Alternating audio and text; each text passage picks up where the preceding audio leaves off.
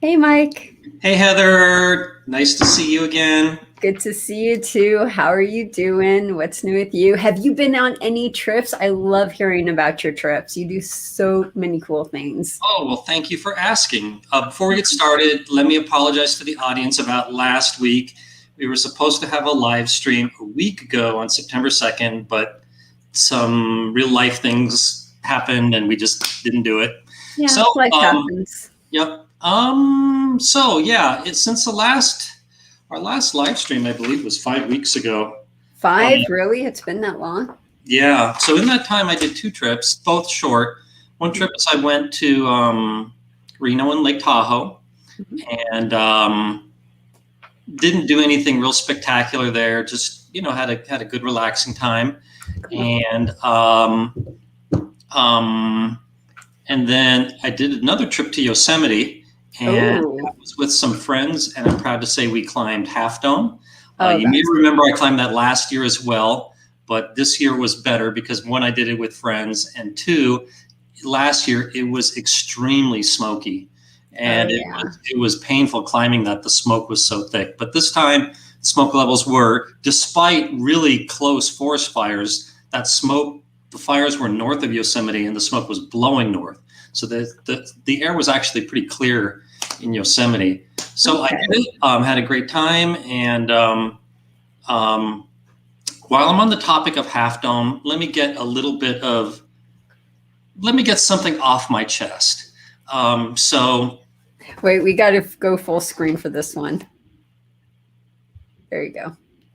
okay, so at the top of Half Dome is an enormous slab of granite that is very steep. It's probably about 60 degrees, and they put up cables that you can hold on to, and the two cables are about this far apart, like 4 feet, and every 10 feet there is a piece of wood that you can step on, and as long as you have good gloves that are rubbery on the palm side, I really don't think it's that difficult if you don't have an issue with heights. Um, so, but they let 200 people do this a day based on a reservation system, and the reservations are difficult to get. Okay, so you get up there, and a lot of people get very nervous, and they just stand there and and they just go really slow. And another thing that makes this complicated is this should be like a two-way street. There should be people going up and on the other side, people going down. But the way it's working out is you is people are taking turns going to like each piece of wood. So let's say that there is nobody on one of the pieces of wood. I am sorry. Um, It's all good. Life okay. happens, right? Yeah. Okay. So, yeah, let's say one person is going up, one is coming down, and they will get into this guessing game. Go ahead. No, you go ahead. No, you go ahead. No, both of you just go, and you can stay on a piece of wood together. And I don't know if it's always like this or if it's a Corona thing about social distancing, but people, it gets really crowded about noon when everybody is doing it, and just go, if and just pay. You don't need to get permission from people going the other direction of traffic to make a move. Just move. And if you are holding people up because you're scared or you're tired or for any reason, but if you see that there's nobody above you going in your direction of traffic going up and a lot of people below you, you are going too slow. And if you can't speed up, please just turn around and go down. I think that's the proper etiquette. And so, yeah, thank you for letting me get that off my chest. The Las Vegas local came out of you. I have a thing about efficiency and systems and standing in lines. And everywhere I go, I often see things that could be done better. I don't know what it is about me.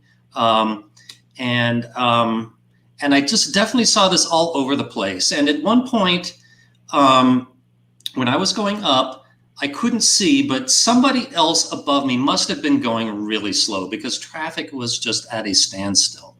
And there was a woman above me, and I asked if I could pass her, and she said something like, I'm waiting too. And I said, do you feel it would be cutting in line if I passed you? And she said, yes, I do think that. Okay, so, but if everyone thinks that you can't pass somebody who's going slow, then this slow moving traffic is going to be inconveniencing everybody. So I think that if you want to go faster than the person in front of you, go ahead and pass. I think that should be your right. And another thing that happened, and who knows, maybe some people in the audience will think I'm a real jerk.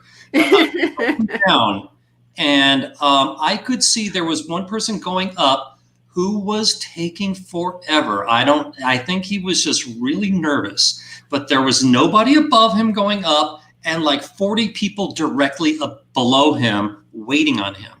And I said, I don't mean to rush you, but you're holding up like 40 people.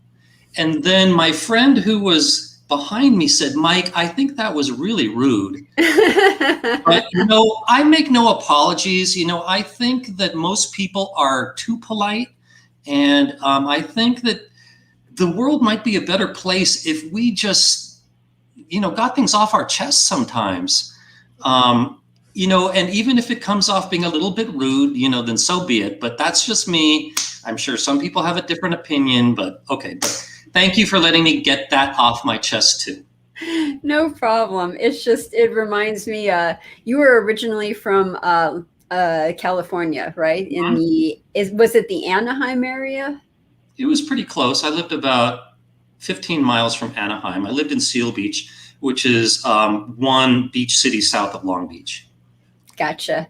I think that's what it reminds me of. Like people could say, oh, that's a New Yorker. That's, a Florida person. That's a Texas person. That's a California person. I think that just shows your local roots. People that live in the LA area have a reputation for being really kind of angry, aggressive drivers. And, maybe that has kind of sunk into my personality a bit.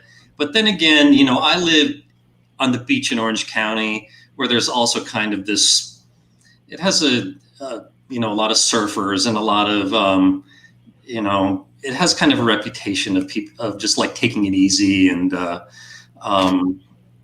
I never got into that scene either. So I don't think that I'm not going to blame where I grew up in the LA area. I think that, like I said, I think of myself as an efficiency expert, and I just see things that I think could be improved all the time. Okay. So thank you for listening, audience. Speaking of which, we have a lot of questions on things gambling related. By the way, if you guys have a question for the Wizard of Oz, please put it in the chat and we will get to it. Okay. And by the way, if things get slow, I have another rant, but let's do some questions for now. Your rants are so fun. Oh, thank you. You're welcome. It's nice to have people to listen to them. So our first question comes from Yes Notes. I'm in New Zealand. Slot machines in Sky City Casino show you the odds if you ask them to, but most machines are set to around 90% RTP. Can you get slot machines in Vegas to show you the odds? Nope. Unfortunately not. First of all, yay for New Zealand. I love New Zealand. New Zealand is the greatest. Yes. And so some countries, apparently including New Zealand, also the United Kingdom, there's a law that a slot machine must disclose its return to player percentage, which, as you just said, is 90% at the Sky City. That is great. I totally applaud that. I think that is a good role of government in overseeing the private sector. But there is no such provision here in Nevada, nor anywhere in the United States, I believe. Here in Nevada, slots must pay at least 75%, but they all pay well above that. Here the range is about 85% at the fancy strip casinos, up to about 94% at some of the local casinos. So yeah, short answer is no. You have no such right here in Las Vegas. Unfortunately. Okay, moving on to our next question, and this is from TSW. Is it true that to achieve a low house edge on Ultimate Texas Hold'em, besides playing the proper strategy, you need to eventually hit a royal? I think I said that right, hopefully. Okay. Off the top, okay. Okay, it is true that to achieve that RTP, you do need to play the proper strategy, and you do need to hit your share of royals. Now, in fact, I'm just going to go to my site to see what percentage the royals contribute. And while you're doing that, we had another person comment replying to TSW. The house edge is constant. The house edge for a particular game, bet, or strategy is the same regardless of whether you are winning or losing at any given time. And that was from CSL. That is true. So royal flushes, it looks like, contribute about not very much to the return in Ultimate Texas Hold'em. Let's see. Royal flush, it looks like only about 0.2%. So where are you? Where am I? There we go. Yeah, so if you're not hitting any royals, your RTP is going to be about 0.2% less. But then again, you might be hitting more than your share of royals. A better way to look at this question is in video poker. Their royals contribute about 2% to the return. So if you're playing a short session on, let's say, a 99% game, assuming you don't hit any royals, and you probably won't, you can expect to only get return back 97%. But of course, you recoup that other 2% when you hit a royal from time to time. So I guess it's good to know that, just in terms of what you can expect in a session where it's unlikely that you're going to hit a royal. Okay. So our next question also comes from TSW, but it's a question for me. Yay. Okay, question for Heather. Do the casinos train dealers to promote the side bet or sucker bets? A lot of dealers falsely claim that the trips bet on Ultimate Texas Hold'em is where the money's at. It depends. It depends on the casino. It also depends on the dealer. So there are some casinos that want dealers to promote side bets, especially on craps. One of the big things is a stick person on craps is supposed to promote the center bets, the hard ways and whatnot. So it is, some casinos do ask them to do that, but then there are dealers, other casinos that don't do that, but then there are dealers who they just really like that game, or they just really like that bet, or they just really believe in the bet. And then they'll tell players about it. So it really just depends on the casino, and it depends on the dealer. Yep. Okay, next up is Wild Foodie Tourist says, good to see you guys back. Ready for some gambling in Vegas chatter. What's new in Vegas? What's going on in Vegas that's new? Nice to see you again, Foodie Tours. So next up is from Rodney. In video poker, do the cards continuously shuffle after the initial 5 cards are dealt, or are 10 cards selected and locked once you press the draw button? Thanks. Big fan of you both. Okay, good question. I do get this one from time to time. First of all, it doesn't make any difference mathematically, but the way things actually happen is the way you asked about first, is the cards are always being shuffled even when the game is not being played. And the moment you press draw, the first 5 cards in this deck that's always being shuffled will be given to you as your cards on the deal.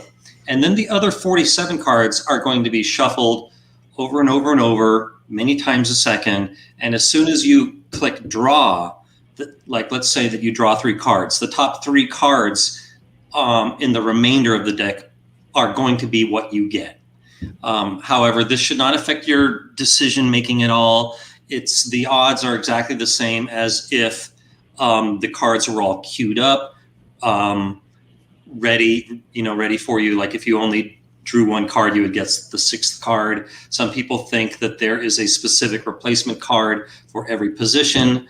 But yeah, that is not the way modern machines work. The theory being that a game is more safe and secure if the outcome is not predestined, that it's constantly being randomized. That's really good to know. I love the questions people ask. Some people, they ask such good questions. Yep. And here's a good question from Wolfgar. What is that picture of Wonder Woman, Linda Carter, and did she autograph it? I do have a few pictures of Wonder Woman in here, but the only one that is the Linda Carter Wonder Woman, well, let me show it to you. I actually have 2.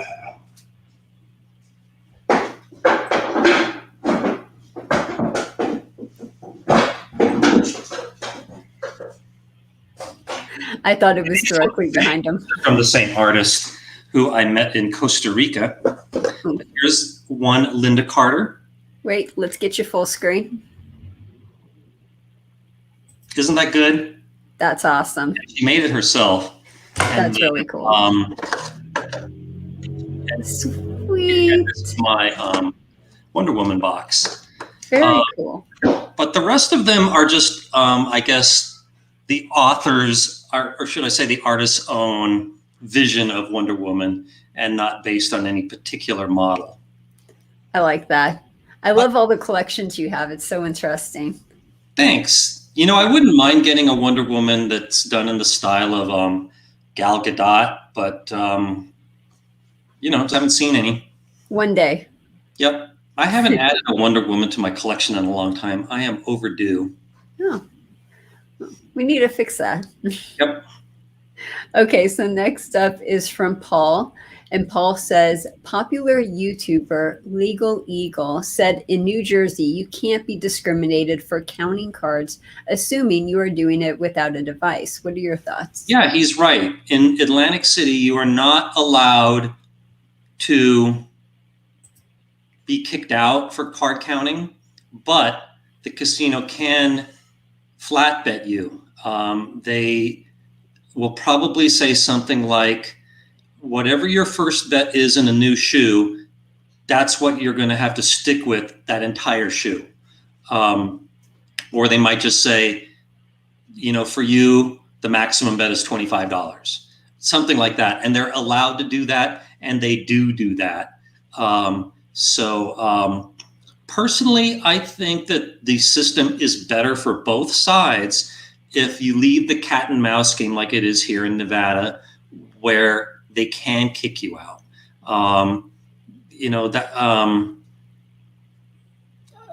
That way, at first when they came out with this ruling in Atlantic City, to protect themselves, the casinos made the blackjack rules horrible. And I'm afraid they would do that in other places if they had this regulation. So just, let the game be the game, and counters try to not get caught, and casinos try to catch them. It's a cat and mouse game. Let the cat and mouse game be a cat and mouse game. Yeah. Next up is again from Paul. Do you have any instances where you were accused of cheating when using an advantage play? Nope. I've been caught, or I've been kicked out or backed off for card counting several times, but never once did they accuse me of cheating. Sometimes they were a little bit rude about it, but most of the time they handled it really quite well and politely. But, no one can accuse me of cheating legitimately because I never have. I think I'm a very honest person, and I respect the rules of a game as they are presented to me. And the way the rules of blackjack are presented to me is I am allowed to change my bet. I am allowed to think. I am allowed to play within the rules that they give me. And so I'm going to count cards then. because it's my goal to try to do as well at this game as I possibly can, within the rules. I don't even cheat at board games. When I was a kid, it would be, and what's the word, an anathema to me to say cheat in Monopoly or anything like that. I like structure, and I like rules. I think that they help me make sense of the world. That's awesome. Okay, so our next question is also from Paul. What's a good video poker variant with a low edge that has a bonus-like fun kind of game for video slots? Sort of. Okay, well, first of all, there is no one video poker game that has a low house edge. All of them have configurable pay tables, and how good or bad they are depends upon how the casino operator sets these pay tables. And I find that there's no correlation really between return and type of game. I wouldn't, if there is some new fancy game that has, no, I take that back. You just never know where you'll find a good pay table or a bad pay table. And video poker games are not known for having entertaining, long-lasting bonus rounds like slot machines do. At best, it's probably just going to be a spinning wheel, or you get some extra hands on the draw, something simple like that, and something that does not take up a lot of time. Video poker players, for whatever reason, like to stay engaged with the game, and they don't want to be slowed down by a long bonus. Okay, cool. Very, very good to know. So do you want to do another question, or you want to do that rant? Okay, here's my second rant. And I was going to do this one last time, but I forgot to. So about 2 months ago, I was at downtown, and you know how they have street entertainers, and they'll put on a little show that might last about 10 minutes. And then they ask for donations, or at least I think they should ask for donations when they're done. However, what some people are doing now is they're asking for donations in the middle of the show. And the way they will explain their reason is that just wait for our grand finale, but I don't want you guys to just disappear into the crowd as soon as we're done. Can you please tip us before we do the grand finale? And then there is a long process of what's the expression of collecting tips. There's an expression I'm looking, a figure of speech of shaking down the audience for tips. Okay, so here's what happened with me: is I go downtown, and someone I was with was intrigued by an acrobatic show that was about to start. And so it starts, and there was one guy who was introduced as a former cirque performer, and he did some body contortion stuff that was pretty good. And then there was and then another person was juggling hats.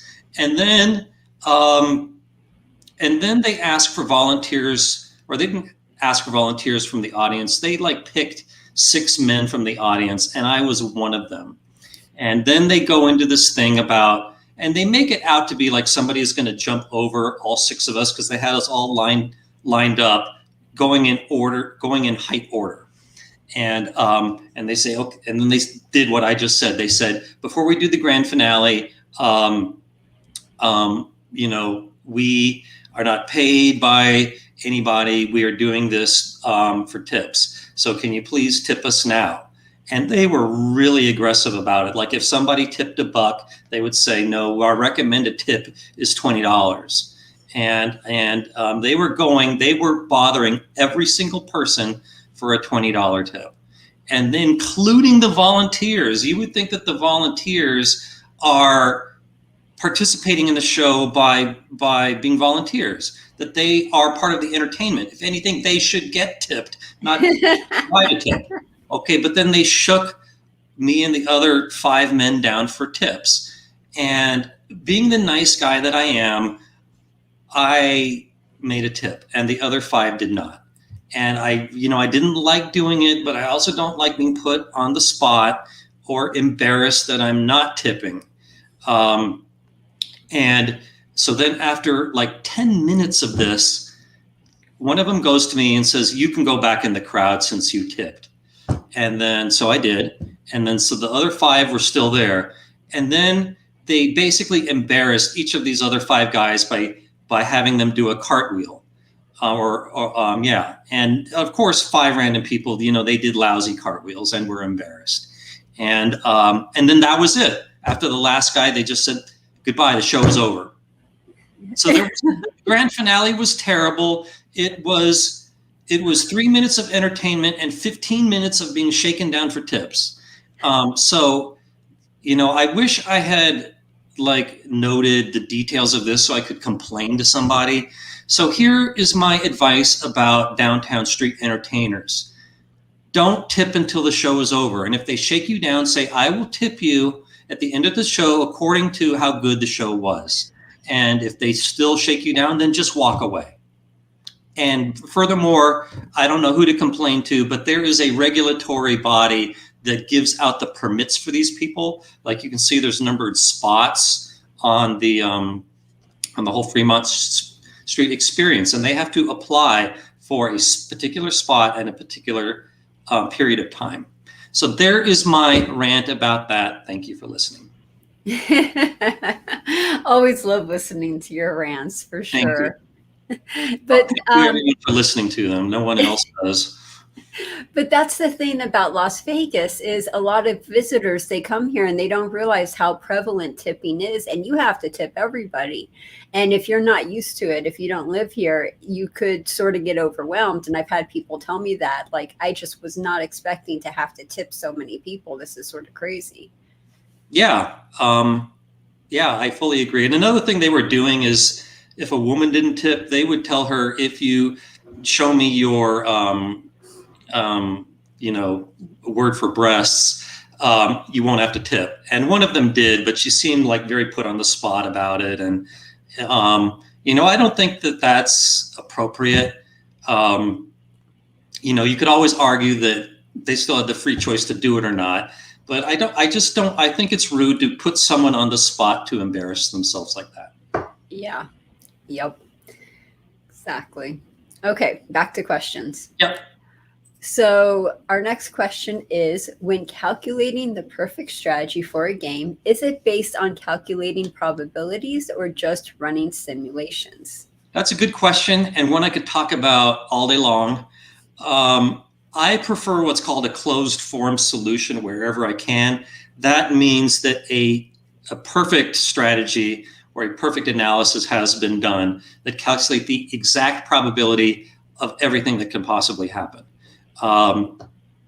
So I do that. Someone's coming in here. Thank you. I try to do an exact analysis wherever I can.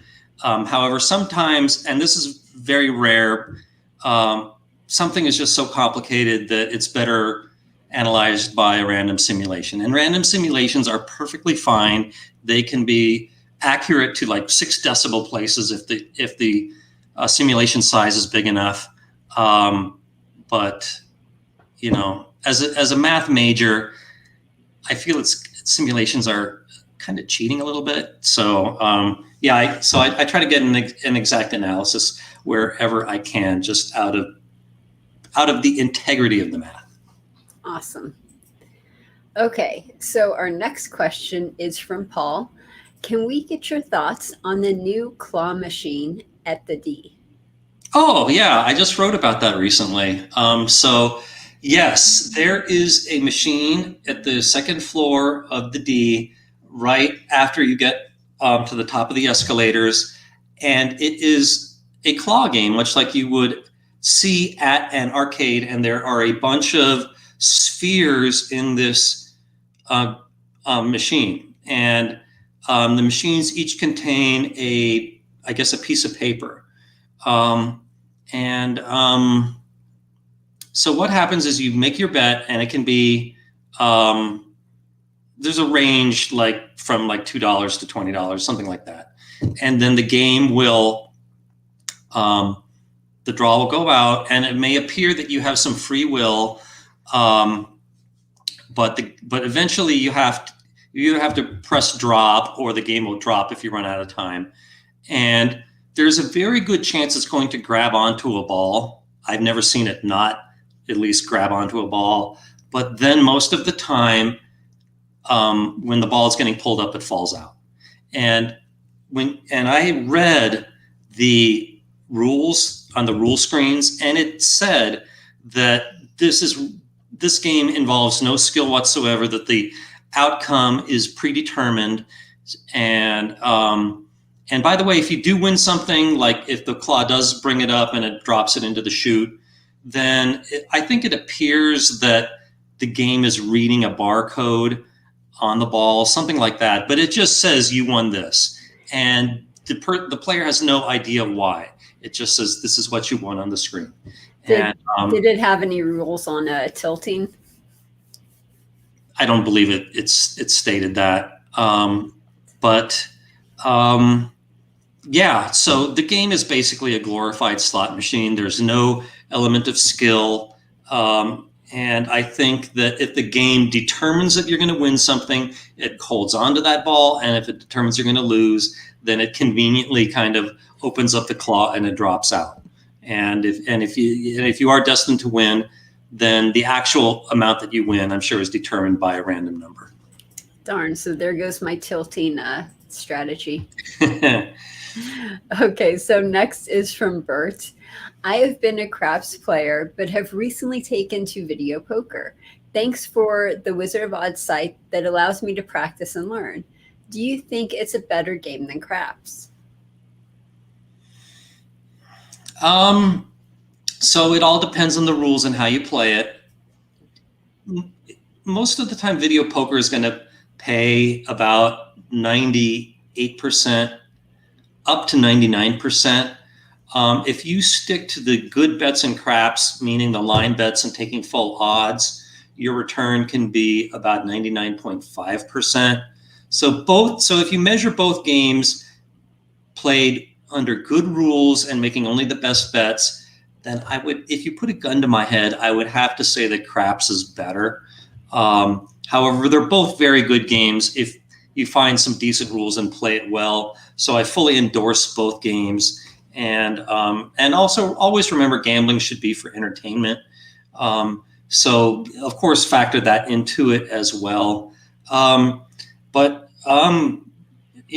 if you have gone from craps to video poker, probably the house advantage has crept up a little bit. But if that's what you enjoy playing, I'm not going to stop you. So yeah. Yeah. So, and either way, just look for the good rules and make only the good bets. And in video poker, play your cards right.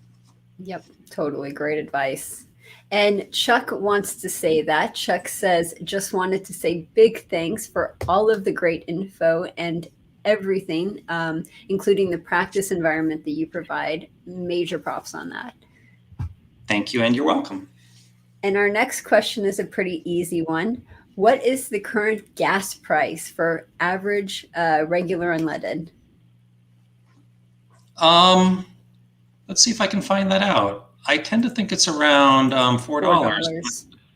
But let's see what it is at the Shell station by my house. Okay. I think the last one I paid was like $4.10, $4.15, something like that. It's not exactly at $4. It's just a little bit above $4. Wow, I was exactly right. It's the Shell station by my house. It's $4 for regular and $4.44 for premium. Nice. I'm paying way more than that. That sucks. I need to go to a different gas station. That Shell station I don't think is known for being cheap. I think it might be a little bit more than average. Yeah, and That's a good point, actually. So if you're getting gas in Las Vegas, where you get gas really determines how much you're going to pay. If you Mhm. get gas near like the strip, you're going to pay way more than if you get gas in like a neighborhood. Mhm. Just thought of Yeah. that. So Yep. What was I going to say? answer another question. Well, let me go to some Wizard of Vegas questions. I don't Oh, have very okay. many. That sounds good. Um, so, um, well, why don't you ask me one more peanut gallery question while I bring these up? This is a good one. Is 0 an odd or even number? Okay, I bet I know why this person is asking. Of course, mathematically, 0 is an even number. However, don't expect for a bet on even in roulette to pay to win if it lands in 0. And let's just say hypothetically, you say 0 is an even number, pay me. Um, I don't know what they would say, but you would not get paid, trust me. And the way I would explain it if I were a roulette dealer is that the bet on a 0 is not really like on the number 0, like a quantity of 0.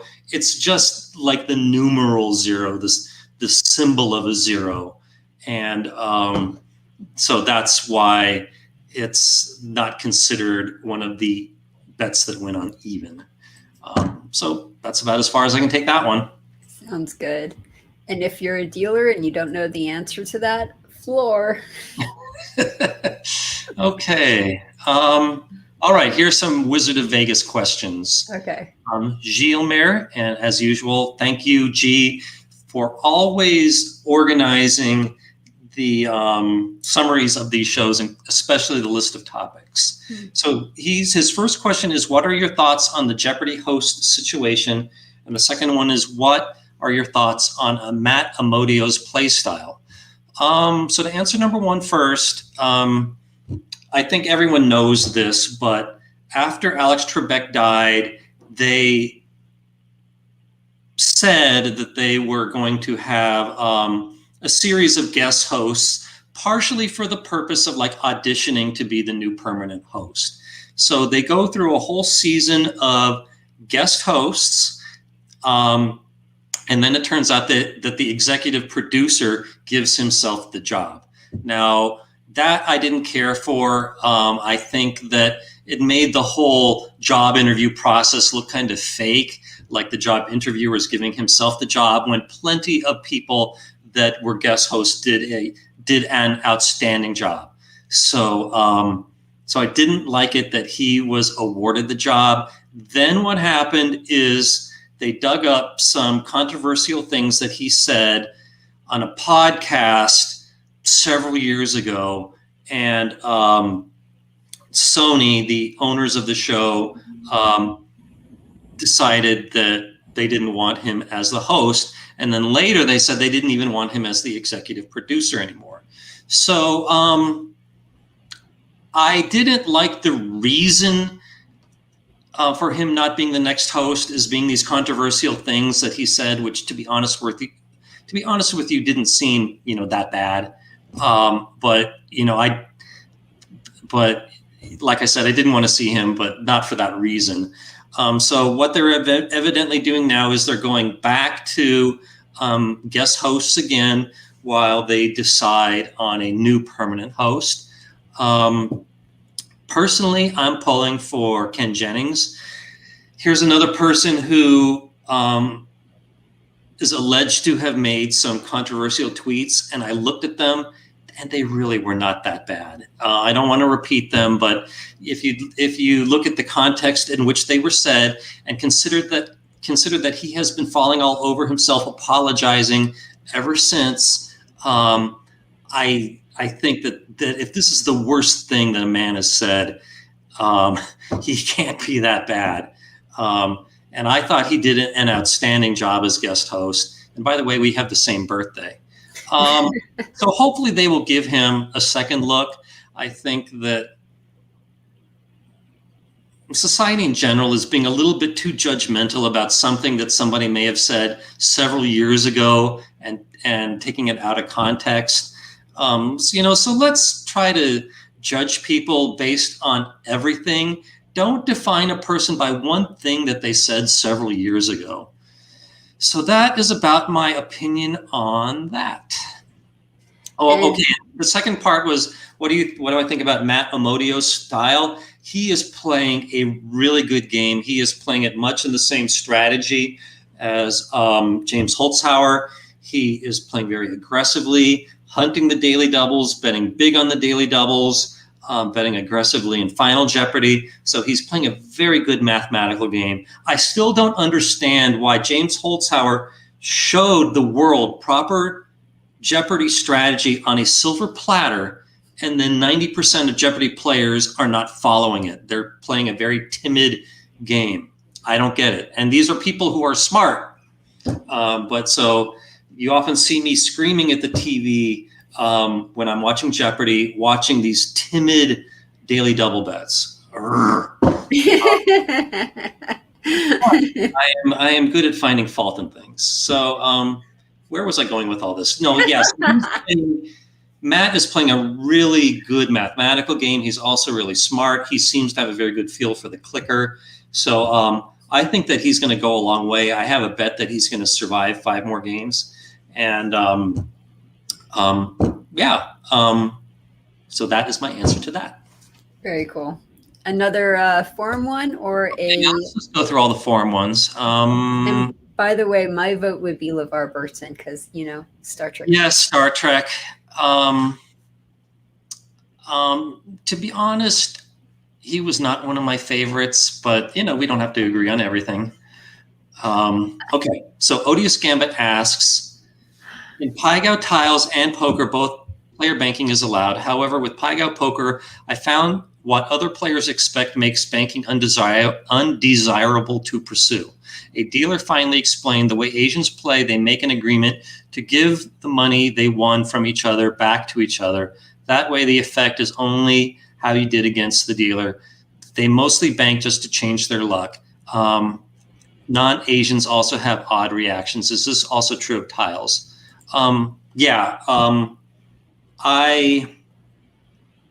It's no big secret that Asian players are, especially in Pai Gow, are pretty superstitious. Maybe I'm stereotyping. Frankly, I am. But, everyone knows that it's true. And they don't like it when white players come in and ask to bank if they're doing well. They, as a general rule, they think that it does change the flow of the game for better or for worse. So, so if I come to a table and I'm the new player and I want to bank, I will ask the other players if it's okay with them. And if they hem and haw or they say no, then I won't. And I'm sure that other advantage players, not to claim that I have an advantage in Pai Gow, but other sharp bettors would not do that. They would say, no, I'm going to fight for every 100th of 1% of return that I can get. But, if I'm playing Pai Gow, I'm playing for recreational purposes, and I'm probably betting small, so it's not going to be worth an additional few pennies in expected value to cause any bad feelings at the table. So yeah, I personally don't bank if other people don't want me to bank. But yeah, I do believe it that if they feel that the game is going badly, that they probably will want someone to bank just to kind of break things up. And either they won't play against the other player, or they will have an agreement that the loser will just pay the winner back, something like that. And they might do that for comping purposes, just so it doesn't look like players are sitting hands out. Yeah. So that's about as far as I can take that one. If there's any other Wizard of Vegas questions. And I think Las Vegas is supposed to hit a record today, right? At 107, I believe. Wow. Yeah. Yeah. It's Oh, off sorry. today, especially for September 9th. Yeah, especially for September. Sorry about the dog noises in the background. Hi, Pip. Um, so Mental asks me a question about a slot machine that has a bonus round called Slingo. Um, I frankly don't have a good answer to that off the top of my head. Okay. RX Wine asks, the expression hit and run can be both a good thing and a bad thing. Like to hit and run, playing like you win a little money and you leave. You could say that was a hit and run session, but it can also be a bad thing, like hitting someone in your car and leaving the scene. He asks if there's any other figures of speech like that that can be legitimate and non-legitimate. None that I can think of off the top of my head. And that catches me up on Wizard of Vegas questions. So let's go back to the peanut gallery. Okay, sounds good. So moving back to the peanut gallery, we are going with, have you seen any casinos that still have Pai Gow tiles, and are the minimums reasonable? I just learned to play and am worried that it will only be available for high limit players. Sadly, Pai Gow Tiles is going the way of the dodo bird slowly. Off the top of my head, the only places that have it are the MGM. I think the Aria, Mirage, Venetian, the Wynn, the Paris, and Harrah's here in Las Vegas. The limits at Harrah's and the Paris are nicely only $25, so it's a very cheap way to play. The Silver Legacy in Reno, I was just there. They have a game at $15, and they usually have lots of them. So that's still a good place to play. Yeah, but here in Vegas, $25 minimum is the best you're going to do, and it might be 50 or 100 elsewhere. Yeah, sounds about right. Yep. Okay, so next up is Up and Running PCs. I was watching one other Ask Anything, and you were talking about parlaying a bet with the dealer. Can you please explain how that works in more detail and what the advantage of it is? I don't remember what I said, but what some people do, what a lot of players do is they make a bet for the dealer, and then if the bet wins, the dealer takes the original bet and the winnings and puts it in the tip box. That's how I tip.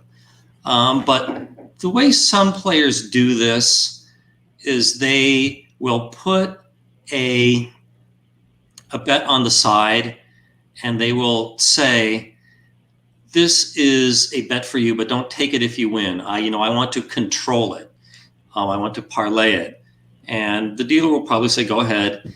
And then you don't see this very often, but let's say that it wins. The player might say, okay, let's double it. And then they basically bet double the original tip amount. And they might go through this a few times and then ask the dealer, do you want the money or should I do it again? And I saw this more in Atlantic City than I ever did in Vegas. So there's no advantage to it. It can, if the player and or the dealer finds this makes the game more fun, then go ahead and do it. Personally, I absolutely believe in tipping. It's something that you're expected to do, but I don't want to make a big show of it. I just make the tip, and win or lose, that's it for me. And to add on to that, so dealers typically, at least here in Las Vegas, dealers typically aren't allowed to parlay their tips. I did not know that. Yeah.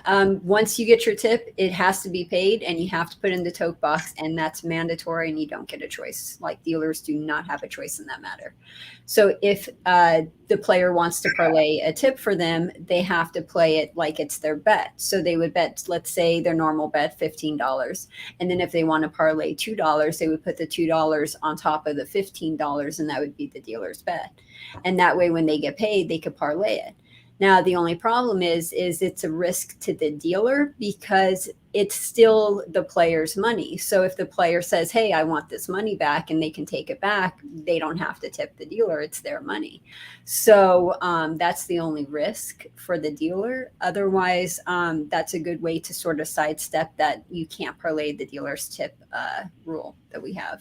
Okay, so let's say that I'm playing and you're the dealer, and I make a $30 bet, and I say, this $5 bet is for you, and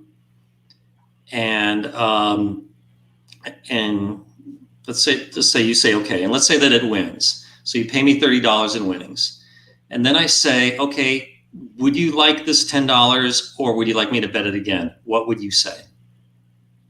Personally, or like as a dealer, what could they say? I am asking you, what would you say? Personally, I would just take the money, but I'm not a big gambler. I don't find gambling fun. So you would say, just pay me, just give me the money. Yeah, but see, there's a lot of dealers where they get into dealing because they enjoy the game so much. They enjoy gambling so much. So a lot of dealers, they'd be like, yeah, let's play it again. Let's parlay it. Let's see how. And would that break any rules? As long as the player is betting the money on their original bet and not tipping it, then they could parlay it. But if they're tipping the dealer has to pay the bet and take the money and put it in the drop box. They have no choice in the matter. Okay. Thanks, Heather. No problem. Okay, next up. What are your thoughts on tipping during table game play, or should you wait until after your session is done? I believe in tipping as you go. I think that you'll get better service if you're tipping. So if you don't tip until the end, the dealer you're going to be looking at you as a player who doesn't tip. So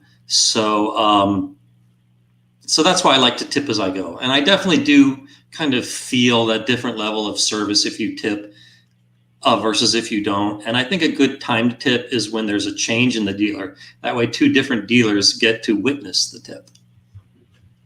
Cool. That. Okay. Next up is, do you tell the dealer if they miss the strength of their hand on Ultimate Texas Hold'em, especially if it affects other players getting paid? Yeah, this is a touchy subject. I've been asked this before. So I will tell the dealer if they made an error, even if the error cut my way. Usually I don't need to say anything. Like, let's say that I should have lost, but I pushed. I won't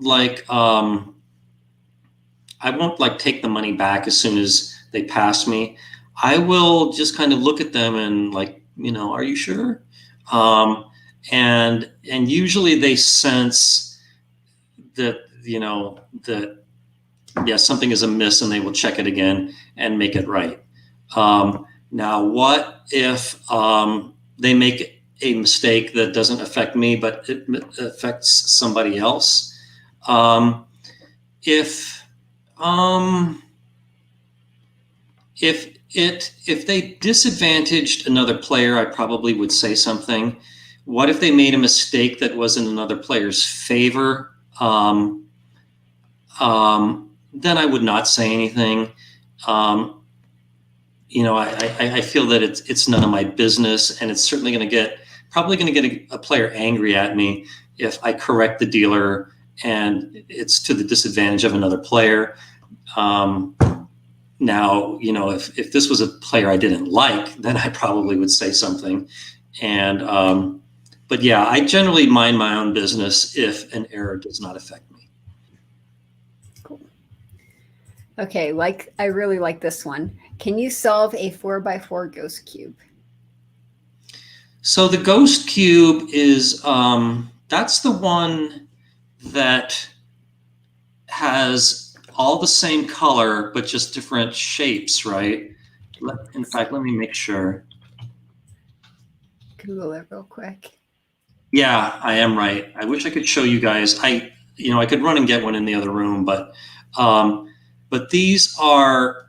they're like the Rubik's Cube, but every side is the same color, but they're not cut into symmetrical squares. They're cut at odd angles, so the different pieces are different shapes, and you have to kind of line them up to be able to turn the thing. So the ghost cube is tough.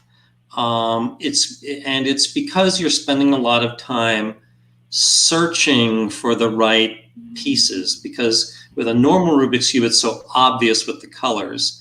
And also with the ghost cube is there are two pieces that look exactly the same. And if you start solving it and you put the wrong piece of these two pieces in a position, you will not be able to solve it. And you won't know this until a long time later.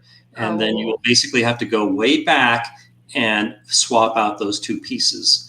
So the ghost cube is frustrating. I don't really like it. And I've only done it with a 3x3. I didn't even know there was a 4x4 ghost cube, but I wish nothing to do with that. A few years ago, I was really on a cubing spree. In fact, maybe the next live stream, I will show you guys my puzzle collection. But yeah, the ghost cube took me a long time. And the way I actually did it was I had two of them, a blue one and a yellow one. And so, if I was solving the blue one, I would look at the yellow one to see what piece bordered what piece in the final solution. Cool. Good question. Okay, next question. I don't play slots, but my wife does. My question is, when the bonus choices come up, is the grand possible, or is the mini coming no matter what you choose? And if yes, is it ethical? Not sure I understand the question, but there's no way to do anything that's not ethical if you're given a choice in a slot machine. Now, sometimes you're given the choice of two types of bonuses to play. And if you're given this choice, the expected value, the average win of both bonus is probably nearly the same.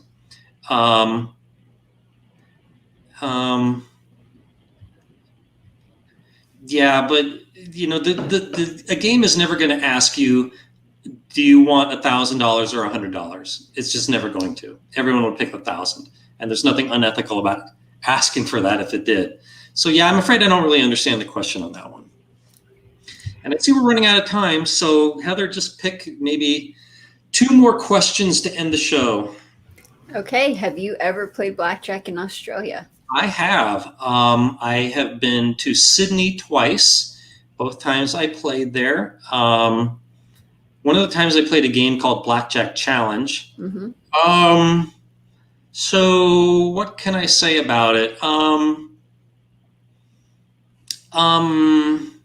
I found the casino in Australia kind of like European casinos. It was kind of what's a good word? It was kind of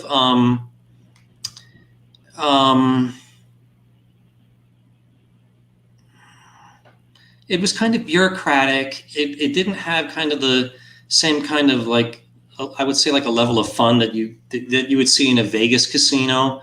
In Australia, much like in much of Europe, any given big city will probably just have one casino. And I think that when one casino has a monopoly, they tend to be very safe, and they make plenty of money just through gambling because they have a monopoly. So they don't need to try to do anything extra to get players. They get them on a silver platter. But nevertheless, I have no complaints. The staff was quite nice. I'm always, when I go to a new country, I can be really obnoxious asking questions about the rules of the games and how they do things. And as I recall, they were very gracious with my questions. Yeah, so that's about all I can say about that. I also played in New Zealand, and normally I have great things to say about New Zealand, but I was asking the casino manager in Queenstown a bunch of questions about their rules, and he thought I was being rude about it, and and he said something like, how did he put it? Like, I'm not going to answer your questions anymore if you're going to be rude. And I didn't think I was being rude. I said, I apologize if I was being rude. I didn't mean to be. So then I didn't play for a while, but I was with a friend and she kept playing. And but eventually I was sitting at the bar and he came over and he started being nice to me. So maybe he felt after the fact that maybe he overreacted a bit, and it all ended just fine. Okay, cool. And let's squeeze one, maybe two more in here. Okay. Joseph asked this twice. What were the current COVID restrictions for Las Vegas? Currently, we have a mask mandate inside, but I think they're changing it to mask mandate for the entire state, no matter what. And I love this question. Esco Baker, sorry. What do you do if you forget the running count? I love that question. It's a good question. Yeah, what I would do is I would just go back to betting small. I might reset it at 0, or I might just flat bet small the rest of that deck or the rest of that shoe until I could start over. Okay. But I probably would make an estimate what it was. Like, let's say that I don't remember if it was 6 or 8. I'd probably just take the average, say 7, and pick it from there. Okay. And if you guys didn't get your question answered, we will be doing another AMA live stream in 2 weeks. So you could come back and have your question answered then. If you come early, we usually start at 3 p.m. Pacific Standard Time. If you come early and ask your question, you'll be sure to get it answered. If you wait until later, you might not be able to get it answered. Yep. Well said. So the next one again is in 2 weeks, September 23rd. Yep. So thanks, Heather, for producing the show. Thanks, audience, for coming and for all your questions. And I'll see you guys in 2 weeks. We'll see you later. Yeah. Bye. Okay.